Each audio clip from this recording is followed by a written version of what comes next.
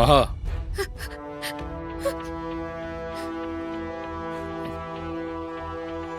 இப்ப நடந்த விஷயத்தை நினைச்சு தயவு செஞ்சு ஃபீல் பண்ணாதீங்க. இப்படிலாம் நடந்திருக்கவே கூடாது, ஆனா நடந்துருச்சு. என்னால உங்க நிலைமையை புரிஞ்சுக்க முடியுது.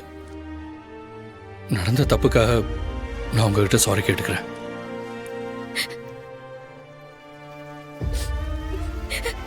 ஐம் சாரி மகா. வளையல் காணுங்கிற டென்ஷன்ல மாமா ஏதோ தப்பா புரிஞ்சுக்கிட்டு உங்க மேல இப்படி ஒரு பழிய போட்டுட்டாரு. பெரிய தப்பு தான். உங்களை பத்தி திவ்யாவுக்கு மட்டும் இல்ல, எனக்கும் நல்லாவே தெரியும் மகா. நடந்த விஷயம் ரொம்ப கசப்பானதுதான். அதை மறந்து நீங்க எப்பவும் போல இந்த வீட்டிலேயே இருக்கணும். எல்லாருக்கும் ஒரு ரிக்வெஸ்ட், இனி இதை பத்தி யாரும் பேச வேண்டாம். உங்க எல்லாருக்கும் புரியும்னு நினைக்கிறேன்.